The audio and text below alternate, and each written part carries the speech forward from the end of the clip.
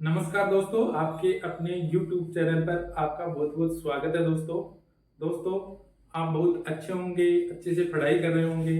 दोस्तों अपनी जो ज्योग्राफी की क्लास है उसके अंदर हमने जो कंटिन्यू पढ़ाई कर रहे थे उसके अंदर आज दोस्तों जो अपने भौतिक प्रदेशों का हम वर्गीकरण करते हुए क्रमबद्ध तरीके से पढ़ रहे थे। तो दोस्तों हमारी जो पिछली क्लास हुई थी, तो पिछली क्लास के अंदर जो हाड़ौती का पठार है, दक्षिणी पूर्वी पठार है, उसका हमने अध्ययन किया था। दोस्तों दक्षिणी पूर्वी पठार है उसके भी हमने 4 भाग किए थे, जैसे उत्पत्ति हुई, विस्तार हुआ, विशेषता हुई, वर्गीकरण हुई। तो दोस्तों 2 तो हमने देख लिए थे, उत्पत्ति और विस्तार तो देख लिया था दोस्तों, और आज है विशेषता। ठीक है दोस्तों, तो आज हम विशेषता की बात कर लेते हैं दक्षिण पूर्वी पठार। ठीक है, बोर्ड पे देखते हैं दक्षिणी पूर्वी पठार द साउथ ईस्टर्न प्लेटू। ठीक है दोस्तों, इसके अंदर विशेषता देखते हैं। तो विशेषता के अंदर सबसे पहले दोस्तों है कि मालवा के पठार का उत्तरी भाग है। कौन सा? ये हाड़ौती का पठार। तो दोस्तों सबसे पहले हाड़ौती के पठार के बारे में देख लेते हैं थोड़ा सा, कि यहाँ पर कौन सा जिला स्थित था। यहाँ पर था अपना बूंदी था, और इसके नीचे वाला जो भाग था लंबे से इस तरफ ये जो कोटा आता है, और इस तरफ 12 जिला आ जाता है दोस्तों, 12 जिला आ जाता है, और नीचे की तरफ झालावाड़। ये 4 जिले मुख्य रूप से दक्षिण पूर्वी पठार के अंदर आते हैं। तो इसके बारे के अंदर सबसे पहला पॉइंट है दोस्तों अपना, ये मालवा के पठार का उत्तरी भाग है। तो दोस्तों मालवा का पठार क्या है उसके बारे में हम देखते हैं। दोस्तों अपना भारत है, इंडिया है, तो इंडिया के अंदर दक्कन के पठार के नाम से एक बहुत बड़ा पठार है जो दक्षिण भारत में महाराष्ट्र में मुख्य रूप से है। उसका भाग 3, 4, 5, 6 स्टेटों में फैला हुआ है। कौन कौन से में फैला हुआ है? तो हम अपन जो उत्तरी हिस्सा है, उत्तरी हिस्सा की बात कर लेते हैं। तो उत्तरी हिस्सा दोस्तों एमपी और राजस्थान के अंदर फैला हुआ है। तो उत्तरी हिस्सा राजस्थान और मध्य प्रदेश का जो हिस्सा है दक्कन के पठार का, उसको मालवा के पठार के नाम से जानते हैं। तो मालवा का पठार है उसका उत्तरी भाग है, वह कौन सा है? हाड़ौती के पठार, उसको हाड़ौती के पठार के नाम से जानते हैं। तो ये मालवा का पठार का उत्तरी भाग हुआ हाड़ौती का पठार। ठीक है दोस्तों, आगे देखते हैं दोस्तों अपन, ये संक्रांति क्षेत्र है। जो हाड़ौती का पठार वह संक्रांति क्षेत्र है। तो संक्रांति क्षेत्र है, इसको समझने के लिए अपन थोड़ी सी राजस्थान के बारे में देखते हैं दोस्तों। अपना ये राजस्थान है मान लेते हैं, तो ये राजस्थान है अपना। तो राजस्थान के अंदर जो बीचों बीच से लगभग ये अरावली पर्वतमाला गुजर रही है। ठीक है दोस्तों, ये अरावली पर्वतमाला मान लेते हैं, ये अरावली पर्वतमाला है। और ये वाला हिस्सा है दोस्तों जो हाड़ौती का पठार है, जिसकी हम पढ़ाई कर रहे हैं, अध्ययन कर रहे हैं, ये वाला हाड़ौती का पठार मान लेते हैं। ठीक है दोस्तों, और जो विंध्याचल पर्वत है अपना, जो राजस्थान है, एमपी का जो क्षेत्र है, एमपी के भूभाग से, और जो अपना हाड़ौती का पठार है जो किनारे पर स्थित है, तो ये अपना एक विंध्याचल पर्वतमाला गुजरती है इस तरफ। ये कौन सी पर्वतमाला गुजरती है? विंध्याचल।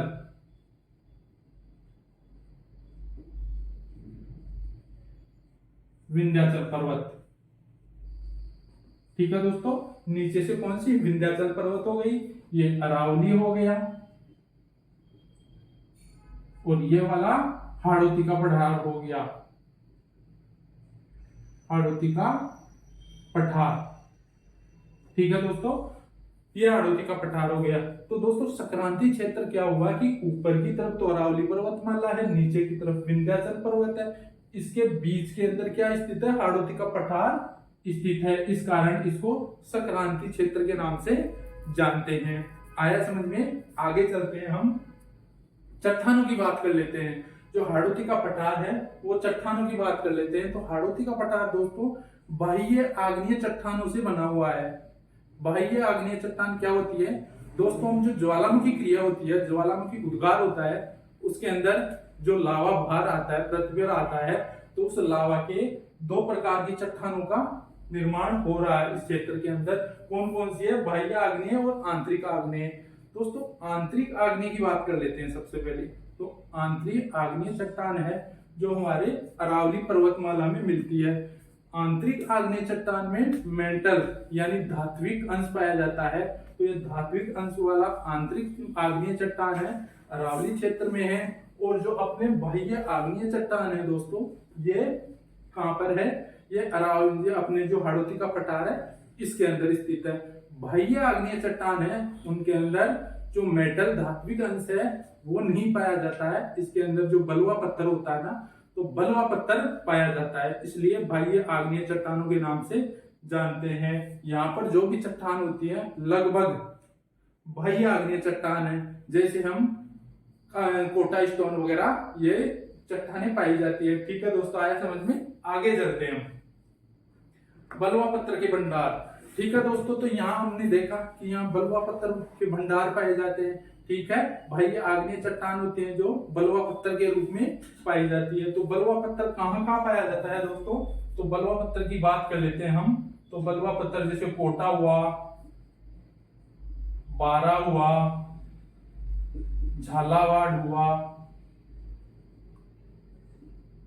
और बूंदी हुआ, लगभग चारों जिलों में दोस्तों सभी के अंदर बलुआ पत्थर पाया जाता है। तो ये बलुआ पत्थर किस नाम से जाना जाता है दोस्तों? इस क्षेत्र के अंदर ये दोस्तों पाया जाता है कोटा स्टोन के नाम से। कोटा स्टोन जो एक इमारती पत्थर भी होता है, जिसको हम यूज में भी लेते हैं, इमारत बनाते हैं, तो ये हमारे भी काम में आता है। ठीक है, आया समझ में? जो बलुआ पत्थर मुख्य रूप से कोटा स्टोन के रूप में निकाला जाता है और काम में लिया जाता है। आगे चलते हैं दोस्तों कि बेसाल्ट में एकमात्र धात्विक एल्यूमिनियम चट्टान मिलती है। ठीक है दोस्तों, ये बेसाल्ट क्या है तो उसका पहले थोड़ा सा हम समझने की कोशिश करते हैं। जैसे कि अपन जो ज्वालामुखी उद्गार होता है उसके अंदर लावा होता है। ठीक है, जो लावा निकलता है तो उस लावा को जो पृथ्वी पर जमा होता है तो उससे दो प्रकार की चट्टानें, आग्नेय चट्टानें निकलती है। जैसे एक तो ग्रेनाइट चट्टान मान लो,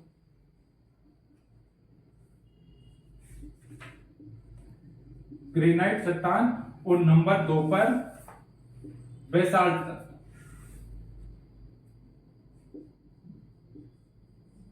चट्टान। इस प्रकार दोस्तों ये दो प्रकार की चट्टानें, आग्नेय चट्टानें, ज्वालामुखी उद्गार से जो लावा निकलता है, उस लावा जैसे जैसे ठंडा होता है तो उसके अंदर दो प्रकार की चट्टानें बनती है, ग्रेनाइट चट्टान और बेसाल्ट चट्टान। ठीक है दोस्तों, ये ग्रेनाइट चट्टान क्या है? तो ग्रेनाइट चट्टान होती है, उसके अंदर दोस्तों ये ग्रेनाइट चट्टान होती है, उसके अंदर सिलिका की मात्रा अधिक पाई जाती है।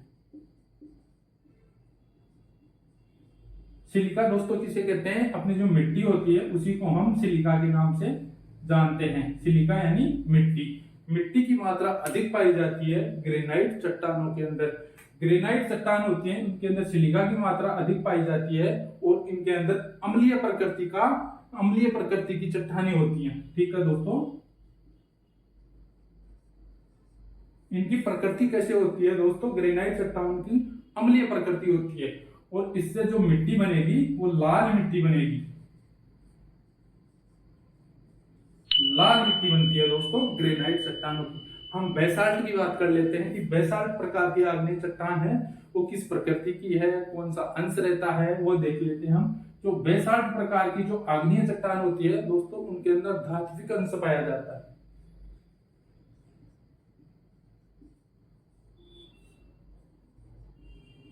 धात्विक अंश पाया जाता है दोस्तों। धात्विक अंश प्रकार की आग्नेय चट्टान बेसाल्ट प्रकार की होती है और ये कौन सी प्रकृति की होती है? क्षारीय प्रकृति की होती है बेसाल्ट प्रकार की चट्टान। और इससे कौन सी मिट्टी, इस क्षेत्र के अंदर कौन सी मिट्टी पाई जाएगी? यहाँ काली मिट्टी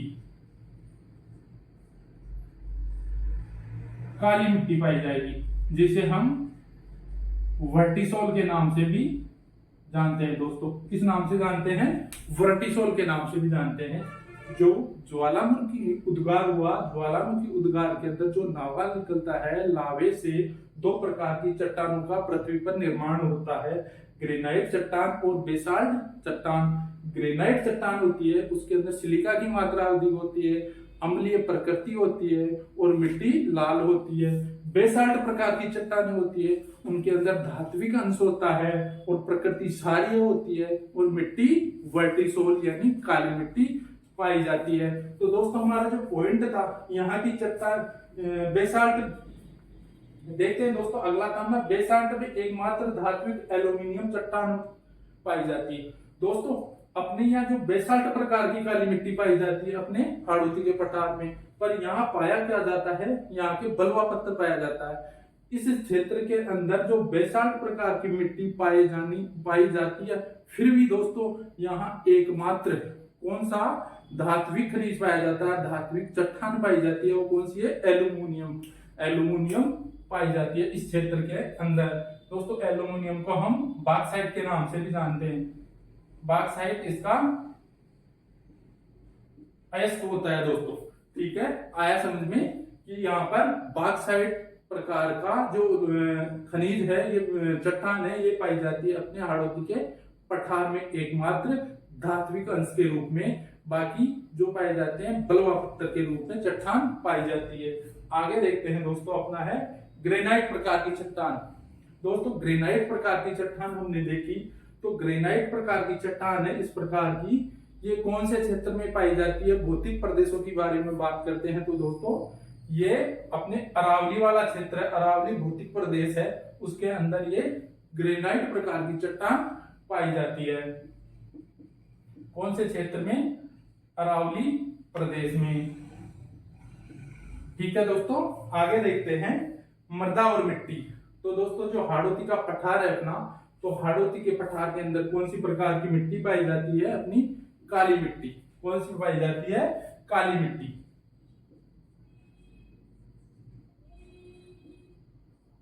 काली मिट्टी पाई जाती है। तो दोस्तों काली मिट्टी होती है, उसके अंदर क्या विशेषता होती है, काली मिट्टी के अंदर दोस्तों जल धारण करने की क्षमता बहुत अधिक होती है। इस कारण काली मिट्टी बहुत उपजाऊ होती है। सबसे अधिक उपजाऊ कौन सी मिट्टी होती है, काली मिट्टी। इसके अंदर जल धारण करने की क्षमता होती है, ठीक है दोस्तों। आगे देखते हैं कि सर्वाधिक नदियां, दोस्तों सर्वाधिक नदियों की बात कर लेते हैं भौतिक प्रदेशों के अंदर। तो दोस्तों सर्वाधिक नदियां अपना जो हाड़ौती का पठार है, इसी के अंदर सर्वाधिक नदियां पाई जाती हैं, सर्वाधिक नदियां बहती है। दोस्तों हम जैसे अपनी सबसे बड़ी नदी है अपनी चंबल नदी, ठीक है, चंबल नदी भी सबसे बड़ी नदी यहाँ पर है और सबसे अधिक भौतिक प्रदेशों में सबसे अधिक यहाँ नदियां बहती है। दोस्तों अपर्दन की बात कर लेते हैं हम। तो दोस्तों अपर्दन की बात कर लेते हैं, तो अपने राजस्थान के अंदर देखते हैं तो सर्वाधिक नदियां इसी क्षेत्र में बहेगी, तो अपर्दन भी कहाँ होगा, इसी क्षेत्र में होगा।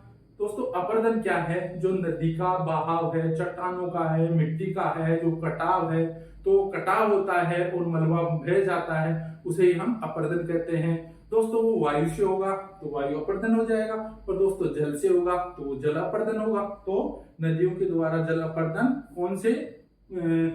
कौन से भौतिक प्रदेश में हो रहा है, हाड़ौती के क्षेत्र में, हाड़ौती के भौतिक प्रदेश में हो रहा है। दोस्तों हम आगे देखते हैं कि अस्पष्ट अधर प्रवाह। अस्पष्ट अधर प्रवाह क्या चीज है दोस्तों, अस्पष्ट अधर प्रवाह यह है कि जो राजस्थान का जो हाड़ौती का पठार है, हाड़ौती के पठार में, दक्षिण पूर्वी पठार में नदियों का न के बराबर उद्गम स्थल है और विलीन स्थल भी, समाप्ति स्थल भी राजस्थान के इस क्षेत्र में न के बराबर है। कहने का मतलब दोस्तों ये हुआ कि यह नदियां तो सबसे अधिक बहती है, पर ये बाहर से, दूसरे स्टेट से, अपनी राजस्थान की सीमा से बाहर से बहते बहते आती है, राजस्थान में बहते हुए राजस्थान की सीमा से बाहर चली जाती है, यानी समाप्त नहीं होती है। तो इसका ये हुआ दोस्तों, यहाँ का जो बहाव क्षेत्र है नदियों का है स्पष्ट प्रवाह है, अदर प्रवाह है, स्पष्ट नहीं है कि यहाँ से नदियां खूब है बहती हैं, पर अदर स्पष्ट प्रवाह है। यहाँ से ना तो उद्गम स्थल है और ना ही विलीन स्थल है, अंतिम स्थान है। इसी कारण इसको हम अस्पष्ट अधर प्रवाह के नाम से भी जानते हैं, ठीक है दोस्तों। आगे देखते हैं कृषि के प्रकार एवं फसलें। दोस्तों हम हाड़ौती के पठार की बात कर रहे हैं, तो हाड़ौती के पठार के अंदर देखते हैं जो कृषि के प्रकार हैं, तो कृषि के प्रकार के अंदर दोस्तों देखते हैं कि लगभग यहाँ कृषि के प्रकार जो रबी खरीफ ये जो बोते हैं कृषि के प्रकार हैं। पर दोस्तों ये देखते हैं कि अब विशेष क्या है। दोस्तों कृषि के अंदर विशेषता ये है कि इस क्षेत्र के अंदर एक आदिवासी जनजाति भी निवास करती है। तो आदिवासी जनजाति कहाँ निवास करती है दोस्तों? अपने बारां के अंदर। और कौन सी जनजाति है दोस्तों? वह जनजाति है सहरिया।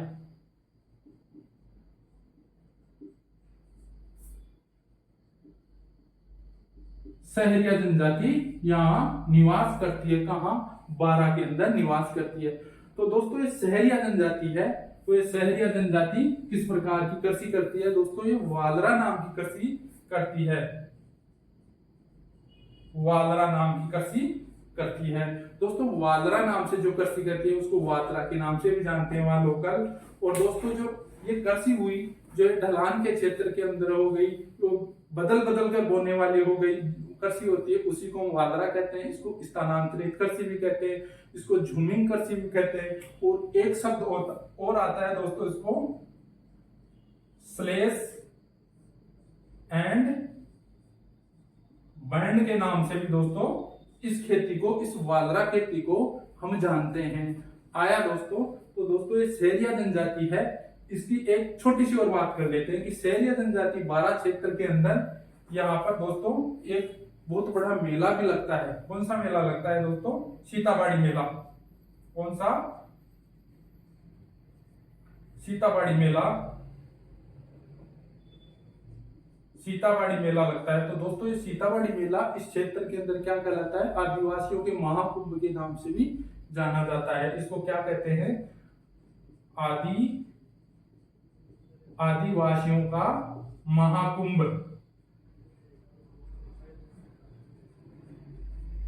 आदिवासियों के महाकुंभ के नाम से भी जानते हैं। किसको? सीताबाड़ी मेले को, जो अपने बारां क्षेत्र के अंदर बढ़ता है। और सहरिया जनजाति या आदिवासी लोग हैं यहाँ का, ये महाकुंभ के नाम से जानते हैं। दोस्तों अब कर लेते हैं फसलों की। तो दोस्तों जो अपना जो हाड़ौती का पठार है और काली मिट्टी का जो क्षेत्र है, तो यहाँ फसलें कौन कौन सी होती हैं? क्योंकि काली मिट्टी के अंदर उत्पादन अधिक होता है, तो उत्पादन के अंदर जो फसलें आती है मुख्य रूप से, जैसे गन्ना हुआ, अफीम हुआ, सोयाबीन हुआ, संतरा हुआ। इस प्रकार से दोस्तों धनिया हुआ, ये मुख्य रूप से ये फसलें इस क्षेत्र हाड़ौती के क्षेत्र में उगाई जाती है और उत्पादन भी बहुत अधिक होता है। दोस्तों संतरा होती है, तो संतरा को दोस्तों हम ये संतरा सबसे अधिक होती है झालावाड़ के अंदर होती है। ठीक है दोस्तों, संतरा कहाँ होती है? अपने झालावाड़ में होती है। इसलिए झालावाड़ को किस नाम से भी जानते हैं हम? नागपुर को। हम झालावाड़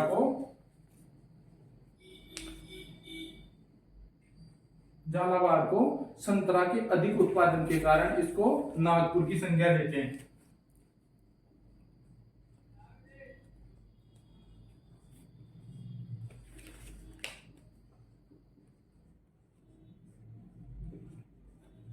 किस कारण? संतरा के उत्पादन के कारण।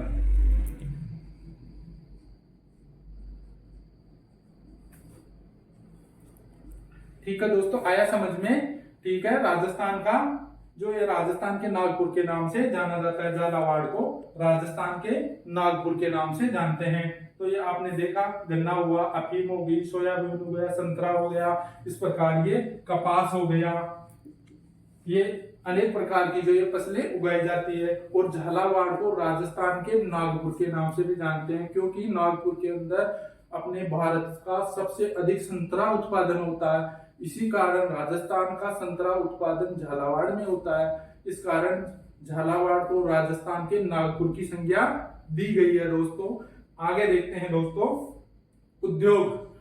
दोस्तों उद्योगों की बात कर लेते हैं अपने हाड़ौती के अंदर। तो दोस्तों उद्योगों में बात कर लेते हैं। तो ये अपनी ये कौन सी नदी बह रही है दोस्तों? ये है चंबल नदी। कौन सी है? चंबल नदी। तो चंबल नदी ये दोस्तों अपने राजस्थान के अंदर जो चित्तौड़गढ़ जिला है, चित्तौड़गढ़ जिले के अंदर दोस्तों चौरासीगढ़ गांव है, तो चौरासीगढ़ गांव से राजस्थान में प्रवेश करती है और यहाँ पर अपना चित्तौड़गढ़ है, चित्तौड़गढ़ में बहने के बाद में ये कोटा में आती है। तो दोस्तों कोटा के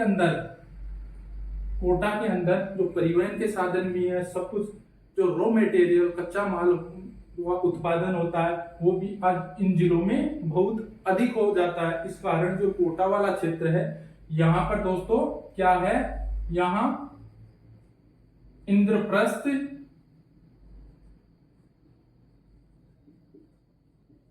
औद्योगिक क्षेत्र स्थित है। कहां पर है दोस्तों? कोटा में।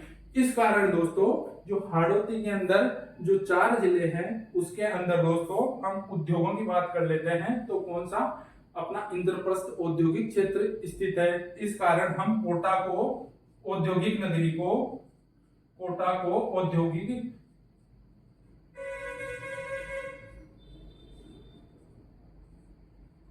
औद्योगिक नगरी के नाम से जानते हैं।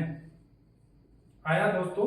जब ना कोटा है तो कोटा के अंदर इंद्रप्रस्थ औद्योगिक क्षेत्र स्थित है, इसलिए कोटा को हम औद्योगिक, जो अपने कोटा है, जो कोटा कौन से हाड़ौती के क्षेत्र के अंदर है, तो उसको हम औद्योगिक नगरी के नाम से जानते हैं। ठीक है दोस्तों, आज आपको बहुत अच्छे से समझ आया होगा, सब स्पष्ट छोटी सी चीज बताई मैंने। ठीक है दोस्तों, आज के लिए इतना ही, धन्यवाद।